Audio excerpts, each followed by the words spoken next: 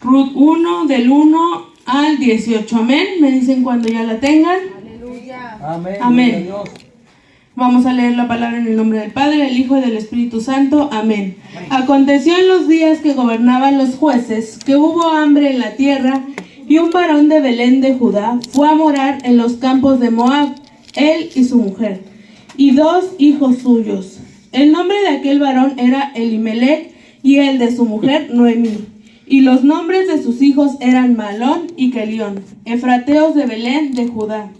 Llegaron pues a los campos de Moab y se quedaron ahí. Y murió Elimelech, marido de Noemí, y quedó ella con sus 2 hijos, los cuales tomaron para sí mujeres moabitas.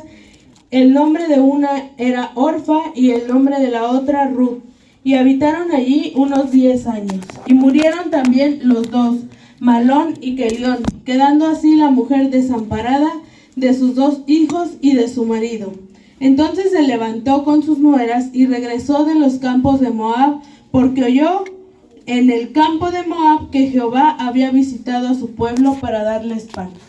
Salió pues del lugar donde había estado y con ella sus 2 nueras, y comenzaron a caminar para volverse a la tierra de Judá. Y Noemí dijo a sus 2 nueras: andad, haga con vosotros misericordia, andad, volveos cada uno a la casa de su madre. Jehová haga con vosotras misericordia como la habéis hecho con los muertos y conmigo. Os conceda Jehová que halléis descanso cada una en casa de su marido. Luego las besó y ellas alzaron su voz llorando y le dijeron: ciertamente nosotras iremos contigo a tu pueblo. Y Noemí respondió: volveos, hijas mías, ¿para qué habéis de ir conmigo? ¿Tengo yo más hijos en el vientre que puedan ser vuestros maridos? Volveos, hijas mías, e idos, porque yo ya soy vieja para tener marido.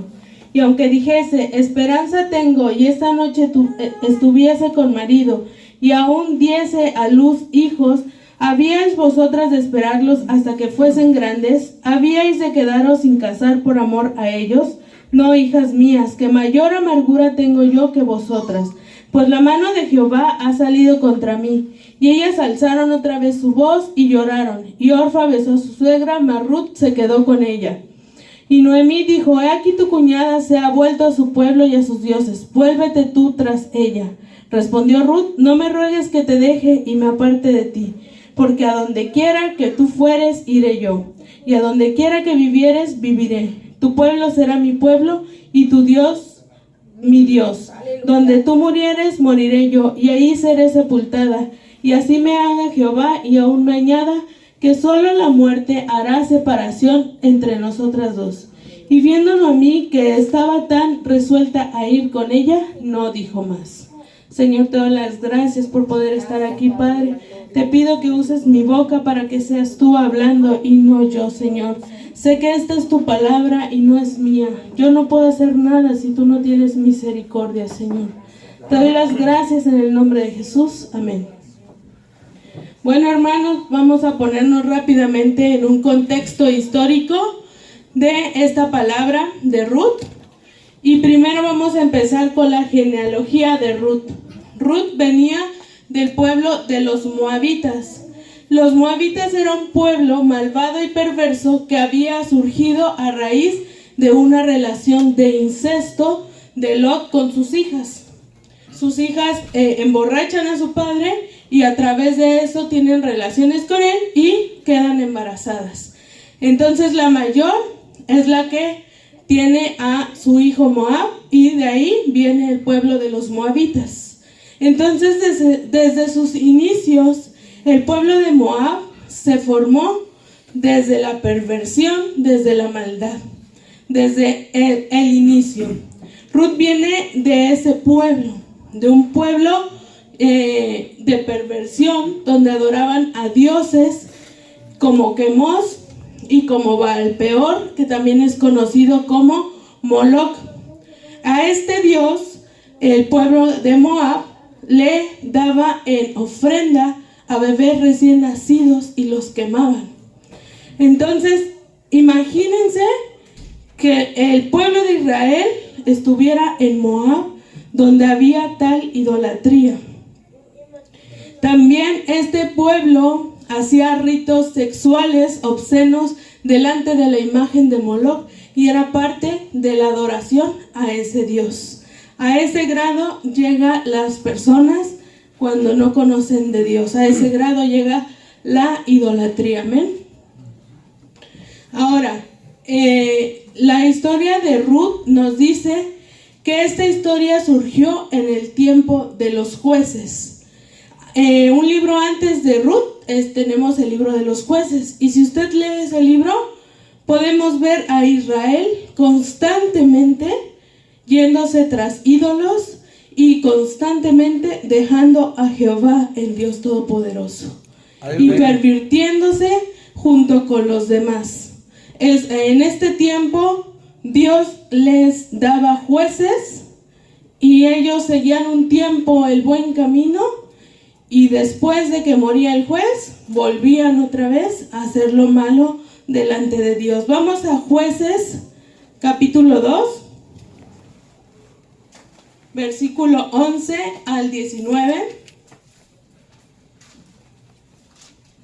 donde narra esto. Dice: después los hijos de Israel hicieron lo malo ante los ojos de Jehová y sirvieron a los Baales. Dejaron a Jehová, el Dios de sus padres, que los había sacado de la tierra de Egipto, y se fueron tras otros dioses, los dioses de los pueblos que estaban en sus alrededores, a los cuales adoraron y provocaron a ira a Jehová. Y dejaron a Jehová y adoraron a Baal y a Astarot. Y se encendió contra Israel el furor de Jehová, el cual los entregó en manos de robadores, que los despojaron y los vendió en manos de sus enemigos de alrededor, y no pudieron ya hacer frente a sus enemigos. Por donde quiera que salían, la mano de Jehová estaba contra ellos para mal, como Jehová había dicho y como Jehová se los había jurado, y tuvieron gran aflicción. Y Jehová levantó jueces que los librasen de la mano de los que los despojaban, pero tampoco oyeron a sus jueces, sino que fueron tras dioses ajenos, a los cuales adoraron. Se apartaron pronto del camino en que anduvieron sus padres, obedeciendo a los mandamientos de Jehová. Ellos no hicieron así. Y cuando Jehová les levantaba jueces, Jehová estaba con el juez y los libraba de mano de los enemigos todo el tiempo de aquel juez. Pero porque Jehová era movido a misericordia por sus gemidos a causa de los que los oprimían y afligían.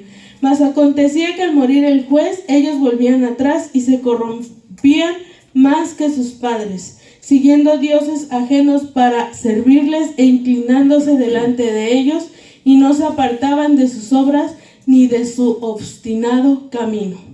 Ese era el pueblo de Israel en el tiempo de los jueces, un pueblo rebelde que no seguía lo que Dios le decía, que Dios les ponía jueces y los libraba, y volvían a hacer lo mismo y otra vez. Y dice aquí que cada generación hacía peor delante de Dios que sus padres, es decir, que la generación anterior. Entonces, esta historia de Ruth se desarrolla en ese tiempo. Entonces, vemos aquí en el último versículo del libro de Jueces, dice que en ese tiempo no había rey y cada uno hacía lo que bien le parecía.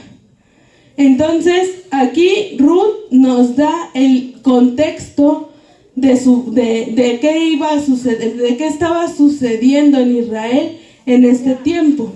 Vemos que Ruth venía de un pueblo perverso y que fue en el tiempo de los jueces en donde Israel estaba también en idolatría, en apostasía contra Dios. Amén.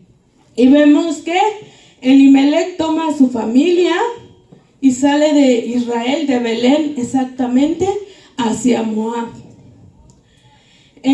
Primero que nada, salir de Israel o de Belén significaba que la persona había salido de la tierra prometida, de la tierra que Dios ya les había dado para que ellos moraran ahí, que era la tierra que fluía leche y miel. Aparte, Belén significa casa de pan. Salieron de la casa de pan a buscar pan. Gracias, hermano. Y el hambre pudo ser a causa de su idolatría, de su apostasía. Pudo ser causado que hubiera una hambruna a causa de que Israel estaba rebelde a los mandamientos de Dios. Amén. Aleluya. Gloria a Dios. Entonces Elimelec toma a su familia y sale de Belén hacia Moab. Fueron en busca de alimento saliendo de Belén, porque pues a Elimelec le parecía que en los campos de Moab había mejores oportunidades, que había mejores cosas, porque el pueblo estaba pasando por hambre, ¿no? Esto es similar a cuando Lot, estando con Abraham le dice: tú escoge y hacia donde tú vayas yo iré al lado contrario. Y entonces Lot ve lo más bonito y se va hacia eso, siendo que se fue hacia Sodoma y Gomorra, que eran ciudades llenas de perversión. Amén. Es algo similar. Asimismo Elimelec a sus ojos fue hacia una perspectiva que parecía más atractiva. Entonces muere Elimelec, pero quedan Mahalón y Kelión, que son los hijos de Noemí, y estos se casan con 2 mujeres moabitas. Y dice la palabra que habitaron ahí 10 años y murieron los hijos de Noemí. Entonces los hijos de Noemí, que tenían esposas moabitas, no tuvieron hijos. Y Noemí les dice a sus nueras: ya murieron mis hijos, ustedes quédense aquí y yo me voy a ir para nuevamente hacia Belén. ¿Por qué Noemí se quiere regresar? Noemí escuchó que Jehová había visitado la tierra, a su pueblo, aleluya, y que les había dado pan, y entonces dijo: mejor me regreso a mi casa. Amén. Es mejor regresar. Y vemos algo muy similar en una parábola que Jesús dijo, que es el hijo pródigo. El hijo pródigo toma todas sus pertenencias, le pide a su padre todas sus pertenencias y se va al mundo a gozarla, a desperdiciar todo el dinero, a pasarla bien. Y cuando hay hambre, se acuerda que en la casa de su padre hay pan. Amén. Y decide regresar. Aleluya. Gloria a Dios. Noemí declara que ella se fue llena y regresó vacía. Asimismo como el hijo pródigo se fue lleno con muchas cosas y regresó vacío. Noemí no sabía, al igual que el hijo pródigo, que el padre la iba a estar esperando. Ella no sabía ni lo reconocía, no sabía que había un plan perfecto para que ella pues fuera restaurada, ¿verdad? Pero ella se quejaba mucho, decía que la mano de Jehová estaba en su contra. Ella no decía: ay, mi esposo tomamos una mala decisión con mi esposo y nos fuimos hacia donde no debíamos habernos ido, a donde estaba prohibido irnos. No asumió esa responsabilidad, sino dijo: la mano de Jehová está en mi contra. ¿Quién sabe por qué será que la mano de Jehová está en mi contra? Decía que Jehová le había dado amargura. Y pues no hay nada más errado que eso, porque en Dios solo hay gozo y felicidad. Amén. Gloria a Dios. Entonces Noemí aquí se victimiza. Incluso le dice a las nueras: no hay mayor es mi amargura que la de ustedes. O sea, yo la estoy pasando peor. ¿No ha escuchado alguna vez a una persona que usted le está contando algo y dice: ay, pero yo he sufrido más? Así era Noemí. Así estaba actuando. Mi sufrimiento es mayor que el de cualquiera. Amén. Entonces, así vemos esta actitud de Noemí. En vez de volver arrepentida a la casa del Padre, culpa a Dios mismo. ¿Y cuántas veces no hemos culpado a otros? de lo que sucede en nuestra vida, que son consecuencias de nuestras acciones, que son consecuencias de lo que nosotros mismos hemos permitido en nuestra vida. La amargura viene del resentimiento y del pecado. No hay otra razón. No es que yo vengo y oro y estoy bien amargado, no. O sea, eso viene del resentimiento, y Noemí estaba resentida en contra de Dios. ¿Por qué? Porque había perdido todo. Pero la Biblia, aunque no nos especifica cómo murieron su esposo y sus hijos, seguramente por el lugar en donde estaban no fue algo agradable. Amén. Ahora vamos a ver a Ruth. Ya vimos cómo era Noemí, una víctima que decía que Dios estaba en su contra, pobre de ella. Y ahora vamos a ver Ruth, que decide quedarse con Noemí y seguirla. Le dice esta frase, este versículo tan conocido en el cristianismo, que le dice: a donde quiera que tú vayas, yo iré. Tu pueblo será mi pueblo y tu Dios será mi Dios. Esa frase ahí, Noemí no solo estaba haciendo un compromiso, Ruth no estaba haciendo un compromiso solo con Noemí. Estaba decidiendo, estaba reconociendo que necesitaba de Dios y se estaba convirtiendo a Dios. Y entonces decide dejar la idolatría, todo lo que había en su pueblo, todo lo que ella conocía, para seguir al Dios verdadero. Amén. Aleluya. Ruth era una mujer trabajadora. En el versículo 2, Ruth se va a trabajar a los campos, a espigar cebada, a buscar cebada. ¿Para qué? Para sustentarse ella y sustentar a Noemí.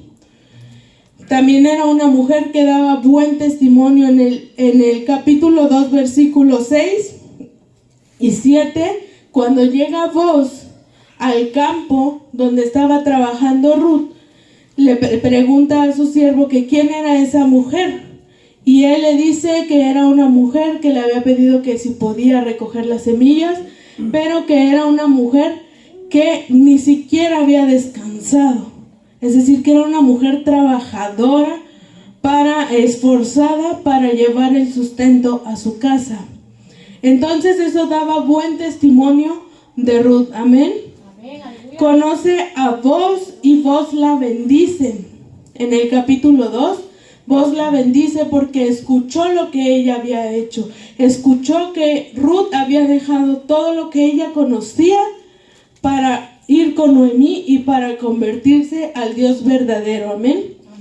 Y ella dice que no sabía cómo es que ella había hallado gracia delante de él. Es decir, la reconoció con humildad que había hallado gracia. Era una mujer humilde. Amén.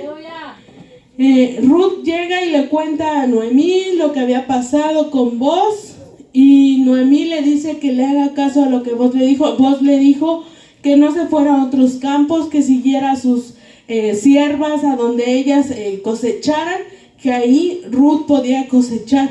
Entonces esto, y Ruth lo hace. Esto nos enseña que Ruth era una mujer obediente. Amén. Aleluya. Era una mujer, la Biblia lo declara literalmente, que era una mujer virtuosa, como la que dice en Proverbios 31. Era una mujer esforzada, trabajadora, prudente, obediente. Era sabia esa mujer. Y así es como el pueblo de Dios, como la novia de Cristo, tiene que ser. Tenemos que ser sabios, tenemos que ser humildes, tenemos que ser trabajadores, tenemos que dar buen testimonio de nuestra vida delante de los demás. Amén. Amén. Ahora, vemos que Noemí busca la redención de ella y de Ruth. ¿Esto por qué sucedía? Vamos a poner el contexto. Vamos al capítulo 3. Noemí le da unas instrucciones y le dice lo siguiente: hija mía, ¿no he de buscar hogar para ti para que te vaya bien? ¿No es vos nuestro pariente con cuyas criadas tú has estado? He aquí que él avienta esta noche la parva de las cebadas. Te lavarás pues y te ungirás vistiéndote tus vestidos. Irás a la era, mas no te darás a conocer al varón hasta que él haya acabado de comer y beber. Y cuando él se acueste notarás el lugar donde se acuesta, e irás y descubrirás sus pies y te acostarás ahí y te dirá lo que hayas de hacer. Y ella respondió, haré todo lo que tú me mandes. Descendió pues a la era e hizo todo lo que su suegra le había mandado. Y cuando vos hubo comido y bebido y su corazón estuvo contento, se retiró a dormir a un lado del montón. Entonces ella vino calladamente y le descubrió los pies y se acostó. Y aconteció que a la medianoche se estremeció aquel hombre y se volvió. Y he aquí una mujer estaba acostada a sus pies. Entonces él dijo, ¿quién eres? Y ella respondió, yo soy Ruth, tu sierva. Extiende el borde de tu capa sobre tu sierva, por cuanto eres pariente cercano. Y dijo, bendita seas tú de Jehová, hija mía, has hecho mejor tu postrera bondad que la primera, no yendo en busca de jóvenes, sean pobres o ricos. Vamos a explicar un poquito esto. Había una ley en Israel que decía que cuando una mujer quedaba viuda, el hermano del hombre que había muerto debía tomar a esta mujer, casarse con ella y darle descendencia, es decir, darle hijos. Pero el primer hijo no iba a ser reconocido como de aquel que se había casado con ella, sino del hermano muerto, para que él heredara del muerto como si él mismo lo hubiera engendrado. Esto dice la palabra que era para preservar el nombre de aquel que había muerto y no había dejado descendencia. Amén. Entonces haga de cuenta que yo estoy casada y que mi esposo muriera, y su hermano tendría que casarse conmigo y darme hijos, pero ese hijo no pasaría a ser hijo de él, sino de mi esposo que ha muerto. Llevaría sus apellidos, llevaría como reconocido como hijo de aquel hermano, y todo lo que mi esposo tenía, mi esposo que murió, todo aquello pasaría a ser del hijo primogénito. Los demás hijos que tuviera esa pareja ya no iban a ser reconocidos dentro de esa herencia. Amén. Entonces, a eso se refiere. Ahora, cuando no había un hermano, había parientes redentores, que eran como familia cercana de aquel que había muerto. Era aquellos que se les llamaba los familiares redentores. Amén. Y hacían lo mismo, se casaban con la mujer y entonces le daban un hijo para que preservara descendencia, pero no iba a ser reconocido su hijo. Lo mismo pasa con Tamar y Judá. Tamar muere su esposo y ella busca que sea redimida, y al ver que no, Tamar va con Judá, lo engaña y tiene un hijo de él, que es Fares. Amén. Entonces, este es lo que buscaban hacer Noemí y Ruth para que ellos pudieran continuar con sus pertenencias que habían dejado Elimelech y sus hijos. Amén. Y esto se hacía por medio de la compra de las tierras que habían dejado. Sabemos que Dios le dio heredad a cada uno de las tribus de Israel. Entonces, el vender este terreno no significaba que ya era propiedad de la persona que lo compraba, sino solamente era un alquiler para que esa persona usara las tierras hasta el año del jubileo. El año del jubileo, todas las propiedades volvían a su dueño original, los esclavos eran liberados y todas las deudas eran perdonadas. Amén. Entonces, básicamente lo que Boaz tenía que hacer era comprarle las tierras a Noemí que había dejado Elimelec, tomar a Ruth y darle descendencia, y sería como si ella hubiera tenido un hijo de su esposo que era Malón. Amén. ¿Vamos bien, hermanos? Los veo ahí como confundidos, con sueño. Estamos aprendiendo. Estamos aprendiendo. Amén. Gloria a Dios. Aleluya. Aleluya. Jesús. Entonces, así es como surgía esta redención. Amén. Amén. El hermano o pariente compraba los derechos, entonces Boaz era el pariente cercano, pero Boaz dice que había un pariente más cercano. Cuando Ruth va y le dice, extiende tu capa sobre mí, algo así le dice, es protégeme, necesito tu protección. Amén. Necesito que te cases conmigo para que yo sea redimida. Amén. Entonces, él dice que sí, que lo va a hacer, pero que hay un pariente más cercano, que si ese pariente quiere redimir, pues que redima, pero que si no, él la va a redimir. Y esto da a notar muchas cosas de Boaz. Boaz no era un hombre que buscaba lo suyo, era un hombre que buscaba hacer el bien.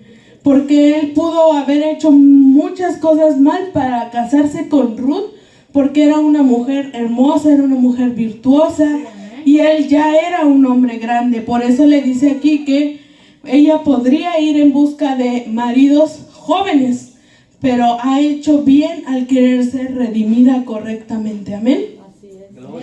Entonces vemos a Boaz como un tipo de Cristo, era el redentor, el familiar redentor. Y va este hombre a las puertas de la ciudad en el capítulo 4 y se sienta y ve a este familiar pasar por ahí y se lo encuentra y le dice, hey tú fulano de tal, ven, siéntate conmigo, vamos a hablar.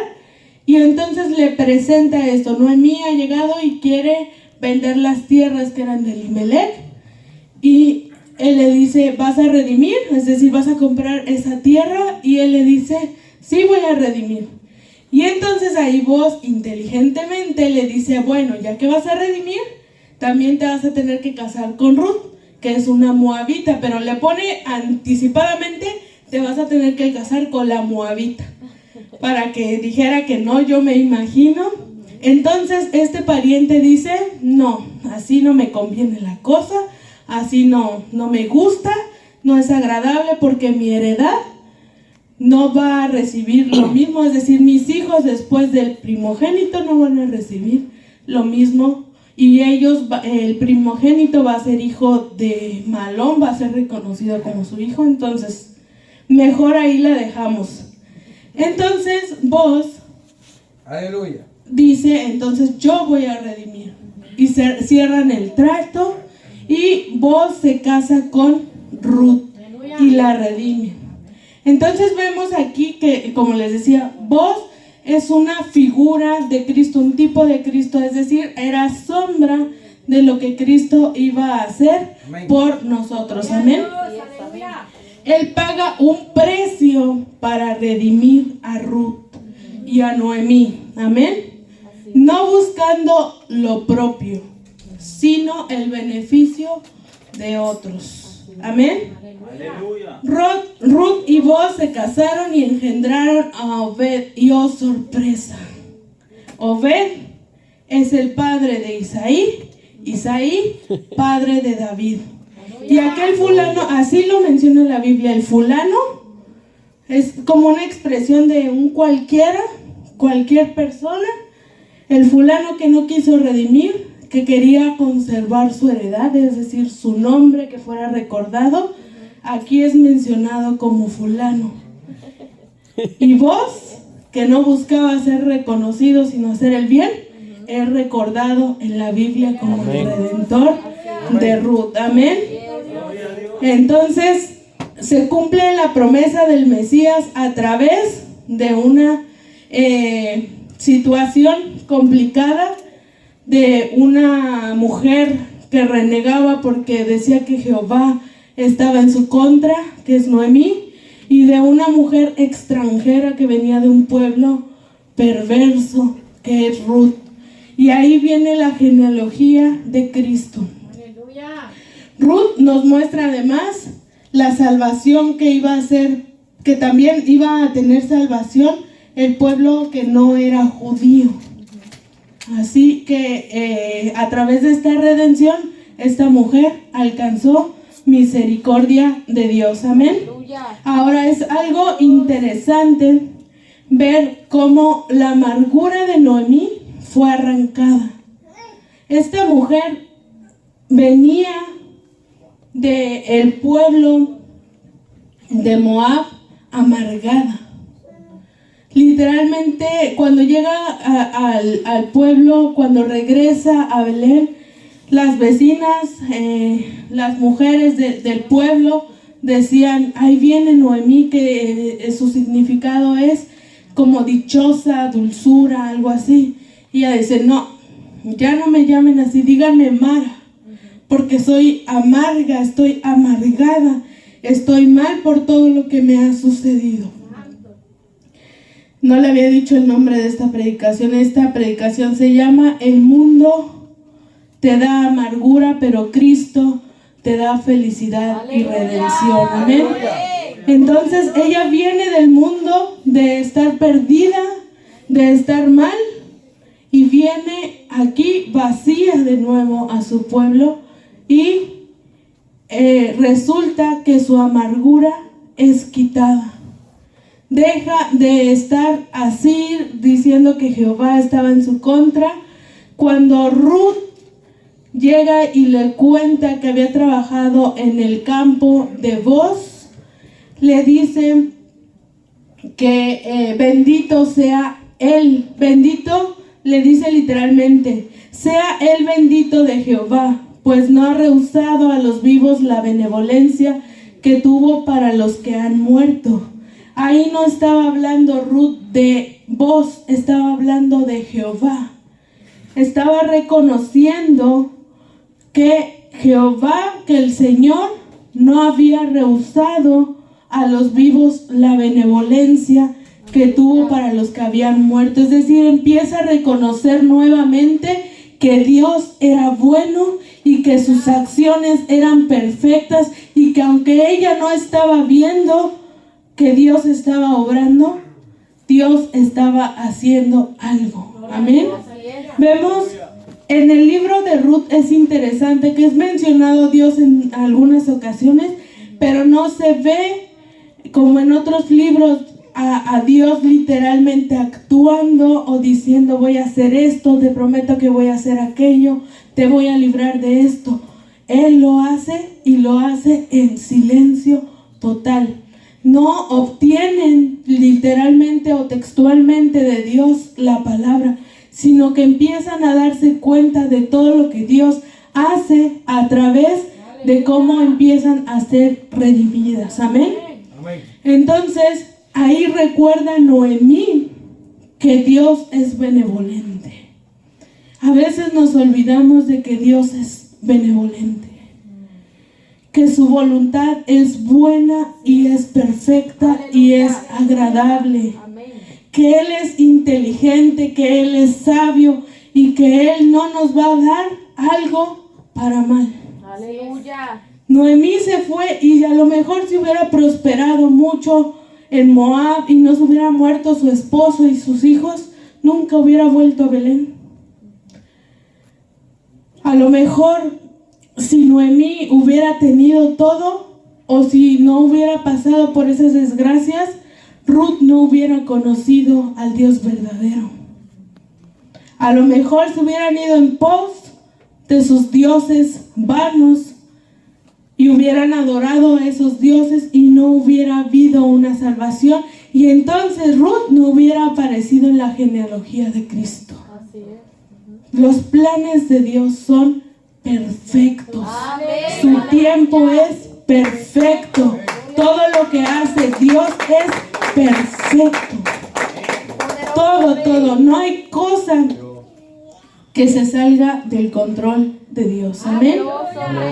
Noemí puede ver que Dios tenía un plan pero lo fue viendo poco a poco, fue quebrantando su corazón poco a poco, se fue llena de Belén, regresó vacía, pero estando en Belén volvió a ser llena gracias al Dios verdadero. Aleluya, poderoso Cristo. Hay que reconocer que a veces somos tan soberbios y tan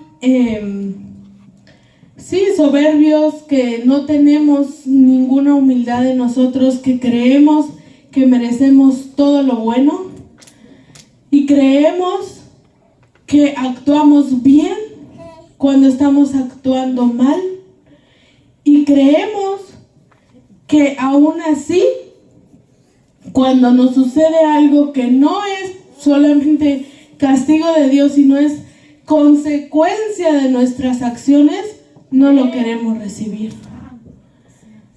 Y culpamos a Dios y decimos, ay, es que tú has hecho eso. Culpamos a cualquier persona o a cualquier cosa, pero nosotros no tenemos la culpa. Y entonces Noemí, después de hacer esto, empieza a reconocer que Dios es bueno. Hay que reconocer en nuestro corazón la bondad de Dios. Nada viene de Dios para nuestro mal. Nada.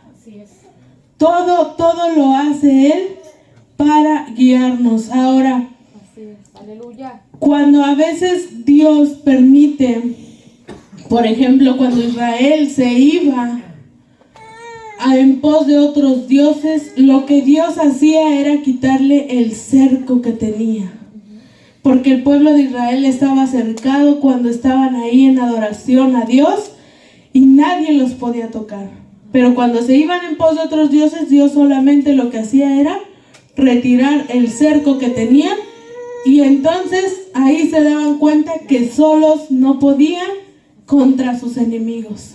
Porque solos no podemos contra el enemigo, solos no podemos con esta vida, solos no podemos contra el mundo, que nos ofrece tantas cosas.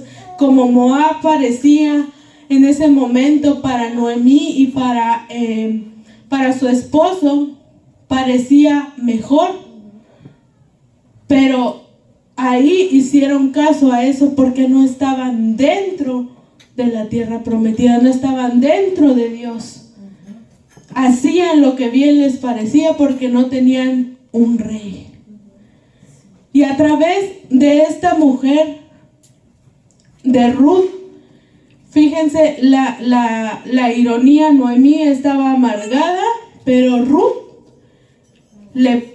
tenía fe en que Dios a lo mejor les podía ayudar. Por eso viene y sigue hacia el Dios verdadero. Aleluya.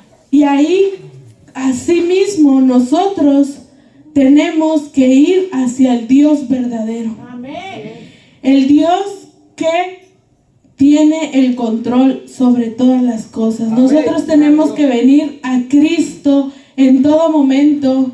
Cuando sintamos que está yendo todo mal, acérquese más a Dios. Aleluya.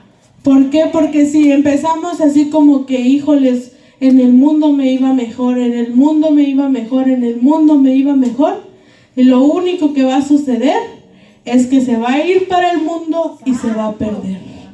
Ajá.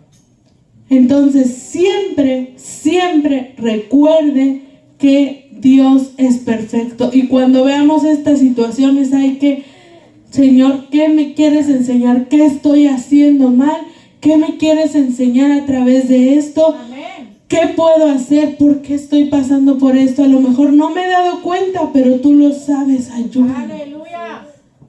Siempre debemos tener un corazón humilde delante de Dios. Vamos a Isaías 55.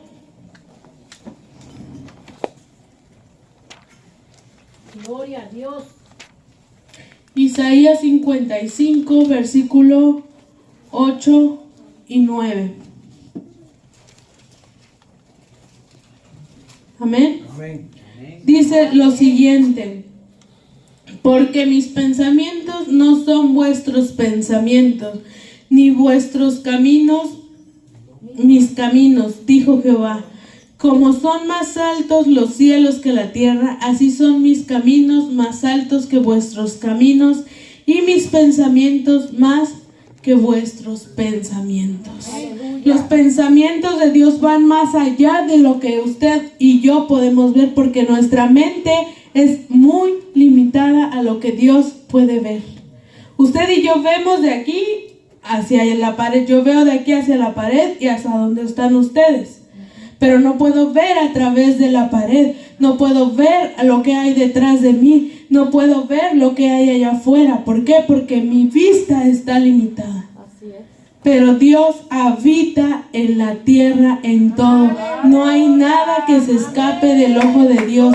Entonces, evidentemente que si Él conoce todo el contexto, Aleluya. si Él conoce todo, sabe perfectamente lo que Él va a hacer.